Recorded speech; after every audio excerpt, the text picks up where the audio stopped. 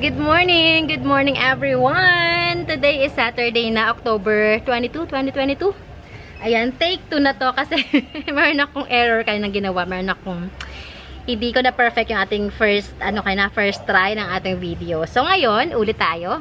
Simula, ang dami ko na kayo nadaldal. Anyways, ayan, nakapag-prepare na ako ng mga plans natin today. Ito ay mixed of rare, semi-rare, and common plants. Yon ang ating i-flex for today. So, kumusta kayo? Kumusta ang inyong maghapon kahapon? Kumusta inyong gising ngayong araw? Sana okay kayong lahat. At kung meron man kayong mga pinagdadaanan sa buhay, si Kuya, lalamove dumaan. Sana ay okay lang kayo. Malalagpasan nyo rin yan. Pray lang.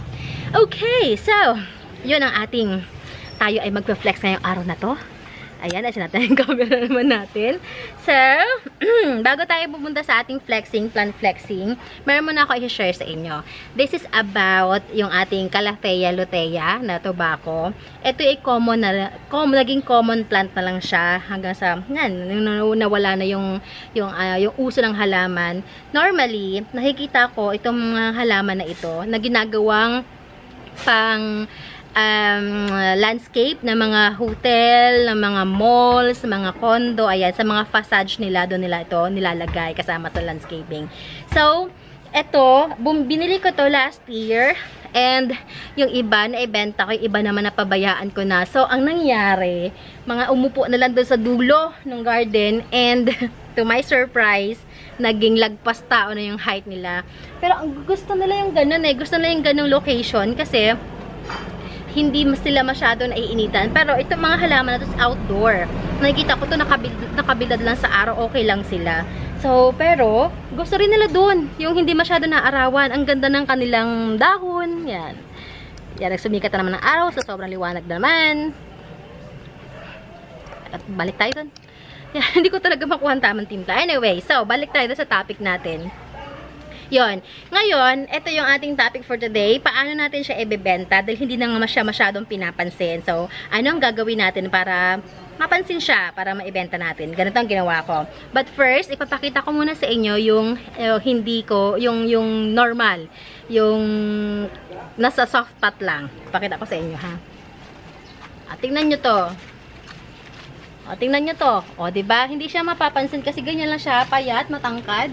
Malapad lang. Maganda lang talaga yung dahon niya. Ayan. Ayan, ganyan dahon niya. And nakatanim siya dito. So, yan. Okay.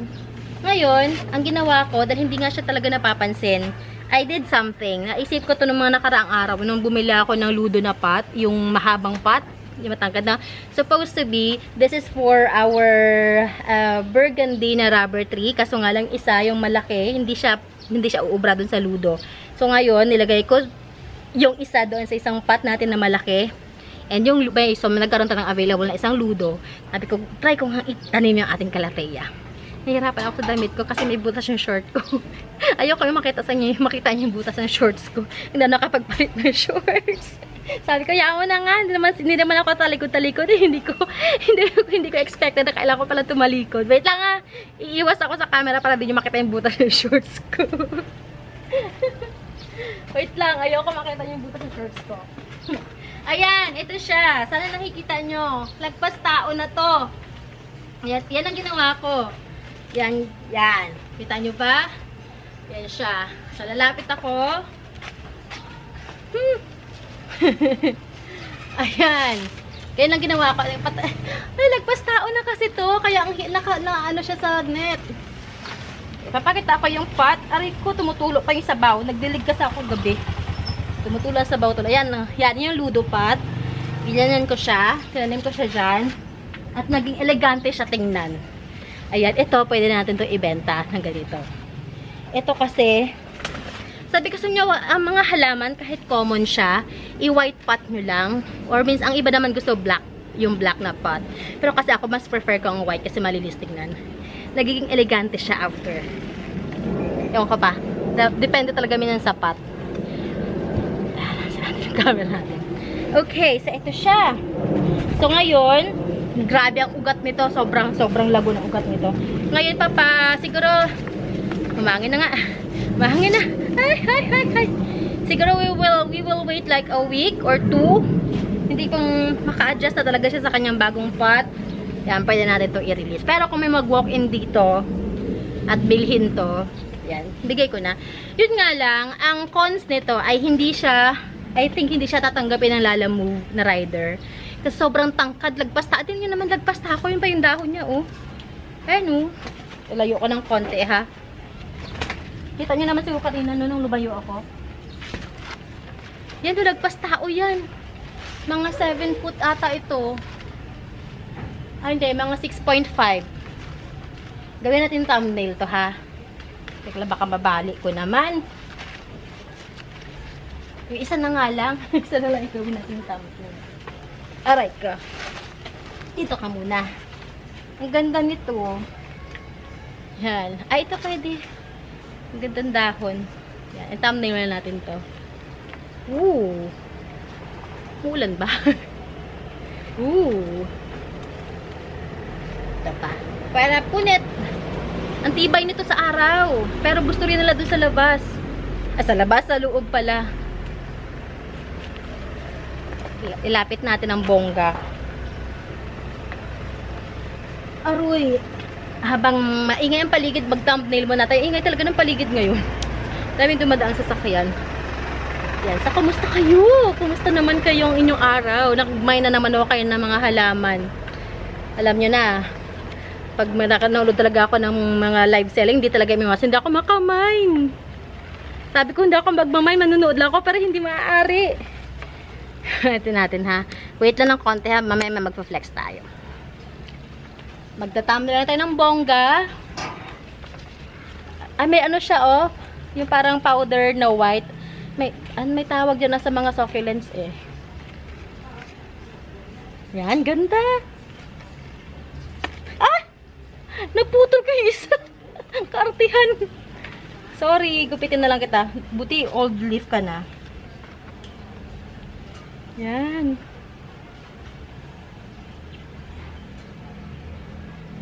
Yeah, okay. Sorry. Mamaya, gagawang bendahan kita.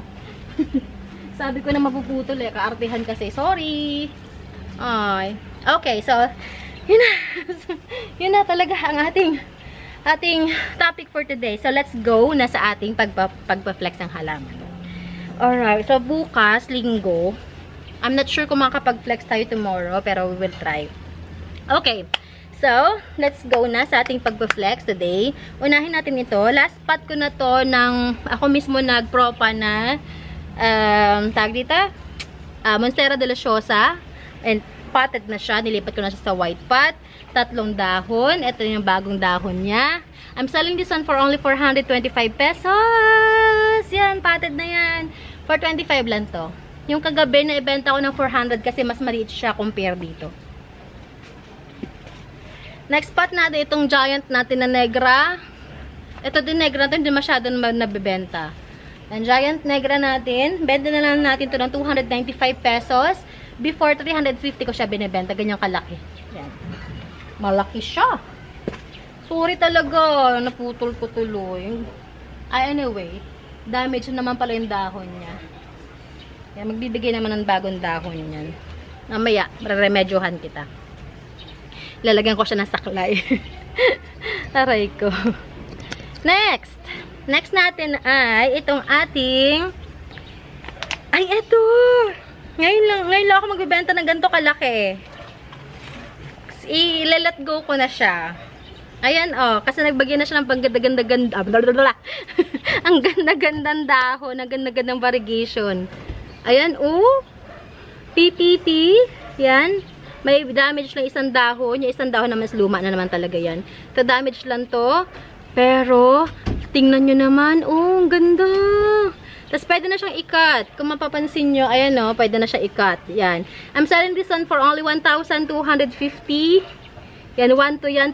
Ang ating TPV, 1 to lang yan. Pwede nang ikat, pwede nang i-propagate yan. Bago naman ng ulam. Next natin itong ating mother type na napunit. Ako rin nakadamage nito, oh. Sayang. Ang ating mother type na, ito grabe ang kanyang mga ugat, oh. Prince of Orange. I'm selling this one for only 450. Pwede na siyang i-cut into 1, 2, 3. 3 cuts. Pwede itong 3 cuttings. Ayan, 450. Mother type, potted, and ready to cut. Oh no. Nagmamadali na ako. Next natin strawberry. Ayan, strawberry natin. This is for only 185 pesos. Ito yung variegated nito, yung strawberry, nagiging strawberry shake. Yung variegated niya. Ito yung mahal. Doon sa live ni Doktora kayo na, nasa magkano yun? Magkano yung strawberry shake niya? Nasa libuhin. Libuhin yun.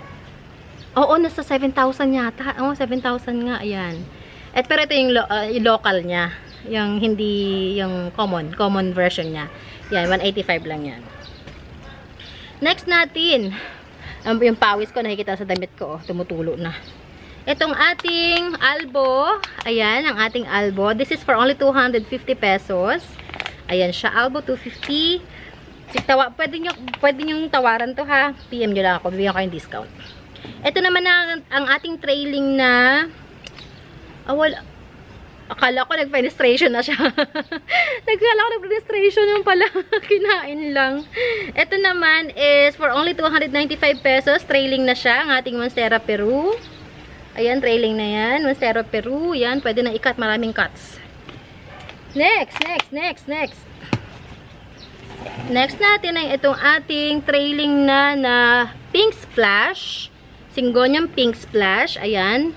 This is for only 250. Pwede nyo rin ito i-cut. Bonggang daming cut na rin yan na magagawa nyo dyan. Nagigilty tuloy ako doon sa nangyari. Sabi ko na mapuputol ko siya. Hindi kasi ako maingat eh. Nakakainis naman. Nakakainis naman si self. Next natin ating unya. Unya mani. This is for only 195 pesos. O tingnan nyo yung variegation ng unya. Oh. Ang kanyang mga colors. Flash of colors. Ang ganda ni. Ngayon ako medyo ano kay Aglaw, medyo natutuwa. Dati kasi hindi ko sila ma-appreciate kasi nga ang hirap tandaan ng mga pangalan, ang dami nila. Ito naman si Red Emperor. This is for only 185 pesos, Red Emperor. Ayan, 2 leaves na siya. Ito, this is 200 pesos din. Wait ha. Uy, wag ka sumabit. Ganda, oh. Nag-mature na yung dahon. Puting-puti. Ay, no. Puting-puti. Nag-mature na. 200 lang yan. Trailing na din siya. Pwede na siya i-cut. And, ang ating White Angel. 200 lang din to. Ganyang kataba ang mga stems niya. Ganyang kalapad ang mga dahon niya. Okay. Dito muna ikaw. Ay, wala na space. Pasingit. Pasingit konti. Pahingi ng space konti. Yan. Last pot tayo. Last pot natin ay itong ating Birkin. Birkin natin 235 pesos lang. 235 Birkin. Dati siyang 250. Sige, ibaba natin sa 235. Para lang maibenta. Para lang ma-enjoy niyang Birkin. Isa din doon sa mga dream plant ko before si Birkin. Grabe. Wait lang nga lang. Magagaman pa ba kita ng paraan? Lalagyan kita ng splint. Splint. Ayan kasi. Kaartihan oh. Lagyan kita splint. Ano pa pang splint natin? Ay, ginangyari. Nabali, oh. Nabali ko. Malay mo. Wait lang, hanap tayo ng pang splint. Try natin to. Diba? Ay, parang malaki siya masyado. Ay, hindi na. Nadurog na siya. Kahoy talaga dapat. Ay. Wait lang ha. Wait for me. Ito na lang pala. Yun. Baka pwede. Pag ikaw hindi talaga naka-recover, puputulin talaga kita. Kasalanan ko talaga yun. It is really my fault. And I am really sorry. Yan. Wait lang ha. Ganun ang ginagawa ko minsan sa halaman pag nadidisgrasya ko. Nababali ko yung stem. Ini-splint ko muna. Tapos, hoping na sana makarecover. Pag hindi, tutuluyan ko na siya. Anyway, magbibigay din naman siya ng bagong stem. Bagong dahon. Ayan. Ay, hindi talaga siya maaari. Baba natin ito ng konti. Mabigat talaga siya. Okay, hindi niya talaga kaya. Relax ka lang dyan. Relax. Mamaya, hanapan kita ng kahoy talaga. Ay, nako. Pag hindi puputulin na lang kita ng tuluyan. Okay. So, ayun lang. Yun lang ang aking isi-share sa inyo ngayong araw na to. And, sa mga bagong dating sa ating channel pa, subscribe naman ako, pahit ako na notification bell, pa-like na din ako ng video natin, pa-share na din. Salamat din sa mga ating mga supporters. Salamat sa mga nagko-comment. Minsan nakakatawa yung mga comment ninyo. Binabasa ko pa din. Iniisa-isa ko pa rin nabasa mga comments ninyo. And for those na hindi abot ng ating delivery Lalamove, ayan, i-PM nyo ako, i-direct ko kayo sa ating mga suppliers na nag-ship nationwide. And, ano pa ba? We accept payments via GCash, Paymaya, BPI, Union Bank, and we are located in San Francisco, Binyan, Laguna, sa mga nagtatanong. You are very much welcome to drop by. Basta message nyo lang ako ahead of time to check my availability. Minsan kasi natutulog ako, minsan naman nag-work, minsan naman may mga biglaang lakad, yung mga ganung bagay ba. Alright, so, yan, sa mga nagpapa-shoutout, you are very much welcome to drop your shoutouts or comments sa ating comment section. Babasahin natin yan kasi we are uploading videos almost every day. Basta wag lang talaga magkaroon ng aberya. Araw-araw tayo may video. So, again, wala tayong time. Maraming salamat. Kita-kita tayo bukas ulit sana. Basta pag available tayo, mag-video tayo, mag-video everyday. Salamat sa support niyo ha. Dumadami tayo. Noong nakarang araw sabi ko 103, ngayon nasa 135 na tayo. Yung nadagdag ha, since 8,000 followers tayo or subscribers. Salamat. Bye-bye. Ingat kayo. See you again next time. Bye.